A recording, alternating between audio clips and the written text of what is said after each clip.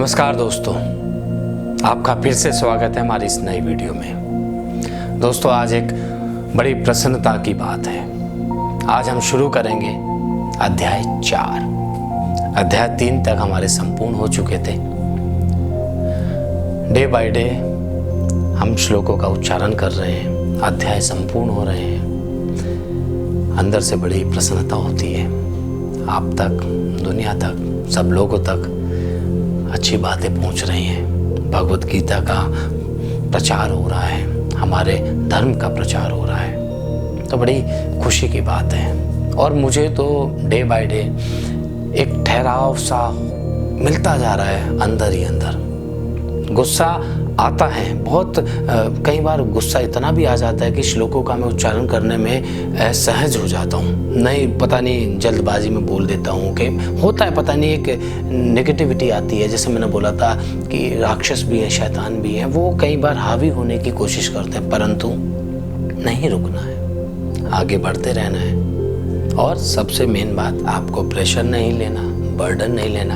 हमें चीज़ें 10 minute 15 minute रोज़ाना समय निकाल के वीडियो देख सकते हैं, सुन सकते हैं। और मैं भी 10-15 मिनट रोज़ निकाल लेता हूँ, और करनी चाहिए। पूजा तो हर कोई करता है, मेरे लिए तो यही पूजा है, यही अर्चना है। तो दोस्तों, जैसा कि हम श्लोकों का उच्चारण करने से पहले कुछ ज्ञान की बातें करते हैं, तो आज भी एक टॉपिक है मेरे पास, बड़ी, वो भी एक कॉमन सी है। जैसे हर बार मैं कहता हूँ एक कॉमन सा टॉपिक है, पर कॉमन सी चीज़ों में बड़ी गहराई की बात छुपी होती है। वो गहराई की बात क्या है? जैसा कि हम कोई भी फेस्टिवल मनाते हैं, और कोई भी फेस्टिवल में फास्ट भी रखते हैं, व्रत रखा जाता है, तो आपने नोटिस किया होगा कि नॉनवेज तो खैर बनता ही नहीं है। नॉनवेज से अलग हमारी जो शाकाहारी 2 चीज़ें हैं, लहसुन और प्याज, हम वो भी नहीं डालते हैं।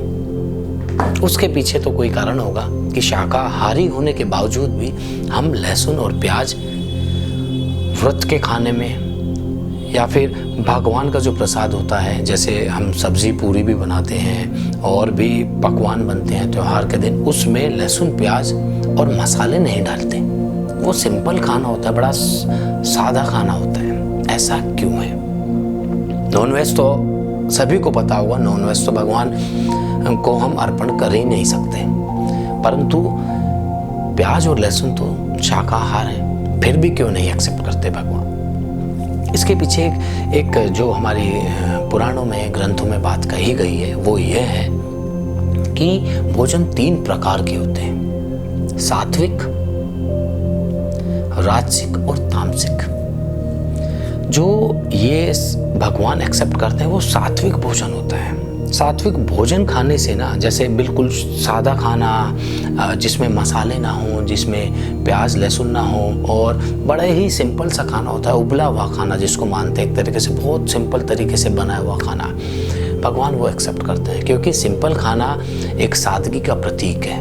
एक जैसे हम नवरात्रि में भी जो हम आलू और दही खाते हैं, उसमें केवल सेंधा नमक डालते हैं और उबले हुए होते हैं, वो सब खाते हैं। इसके पीछे लॉजिक है, जब भी हम ये सब खाते हैं, इस तरह खाते हैं, तो वो एक तरह का सात्विक खाना होता है जिसे भगवान एक्सेप्ट करते हैं। और अब आते हैं लहसुन प्याज क्यों नहीं खाते। लहसुन प्याज होता है राजसिक खाना।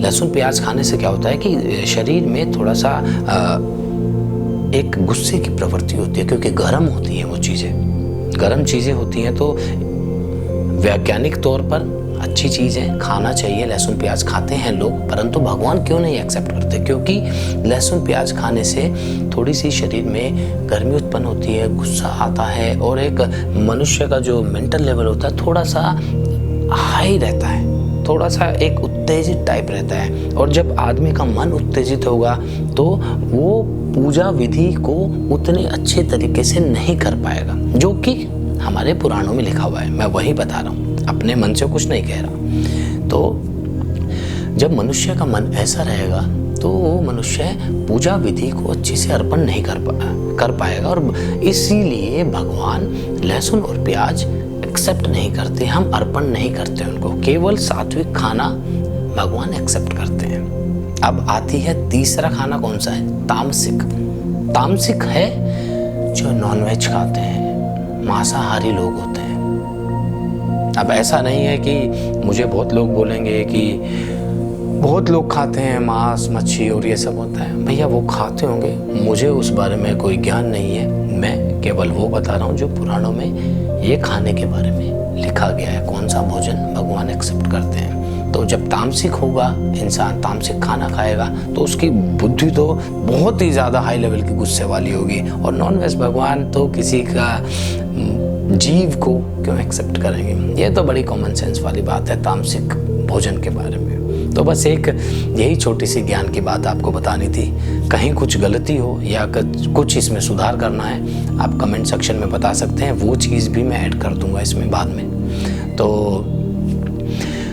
जैसा कि हर बार करते हैं, बढ़ते हैं श्लोकों के उच्चारण की ओर, करते हैं श्लोकों का उच्चारण। तो श्लोक नंबर 1 है, इमं विवस्वते योगम प्रोक्त वान्हम वयम विवस्वान मनवे प्राहा मनु अरिक्षायवा कवे अब्रवीत। इसका भावार्थ है, श्री कृष्ण बोलते हैं अर्जुन से कि मैंने इस अविनाशी योग को सूर्य से कहा था। मैंने इस अविनाशी योग को सूर्य को बताया था। सूर्य ने अपने पुत्र वैवस्वत मनु से कहा और मनु ने अपने पुत्र राजा इक्ष्वाकु से कहा। तात्पर्य यह है कि जो यह अविनाशी योग है, मैंने सूर्य भगवान से कहा था, सूर्य देव से कहा था, और उन्होंने, सूर्य देव ने यह अविनाशी योग अपने पुत्र मनु से बताया और मनु ने अपने पुत्र राजा इक्ष्वाकु से बताया। तो बढ़ते हैं श्लोक नंबर 2 की ओर, जो कि इसी का कंटिन्यूएशन है। एवं परंपरा प्राप्त मिमम राजशर्यो विदो से काल नेहे महता योगो नष्ट परंतप। तो इसका भावार्थ ये है, श्री कृष्ण जो कि अर्जुन को बता रहे हैं, वो कहते हैं अर्जुन से उसी के कंटिन्यूएशन में कि हे परंतप अर्जुन, इस प्रकार परंपरा से प्राप्त इस योग को राजश्रियों ने जाना। भाई परंपरागत जो कि मैंने सूर्यदेव को बताया, सूर्यदेव से उनके पुत्र में आया, उनके पुत्र से उनके भी पुत्र में आया, तो ये परंपरागत ये योग का जो ज्ञान है वो राजश्रियों ने जाना। किंतु उसके बाद वह योग जो अविनाशी योग है, इस काल में पूर्णतया लुप्त सा हो गया है।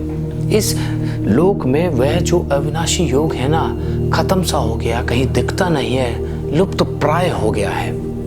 तो बढ़ते हैं श्लोक नंबर 3 की ओर। स अवयम मया ते अज्ञ योगे प्रोक्त पुरातन भक्तो असि मे सखा चेती रहस्यम हुरो तू दूतत्तम।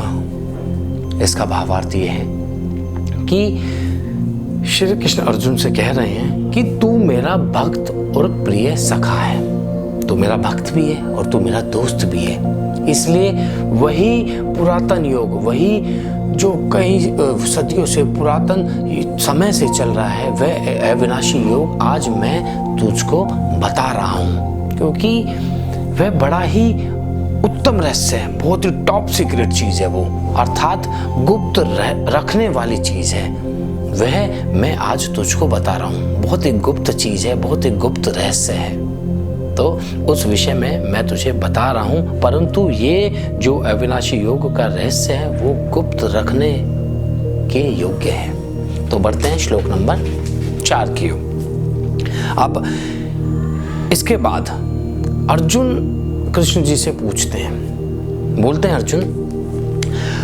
अपरम भवतो जन्म परम जन्म विवस्वत है कथमेत द्विजान्याम त्वमादो प्रोक्त वनिति। अब अर्जुन श्री कृष्ण से पूछते हैं, कहते हैं कि हे श्री कृष्ण, आपका जन्म तो अर्वाचीन मतलब अभी हाल ही का है, और सूर्य देव का जन्म तो बहुत पुराना है। अर्थात कल्प आदि में उनका जन्म हो चुका है, बहुत बहुत पहले जन्म हो चुका है। तो मैं इस बात को कैसे मान लूं कि यह बात आप ही ने आदि काल में सूर्य देव को बताई, सूर्य देव को कही थी ये बात।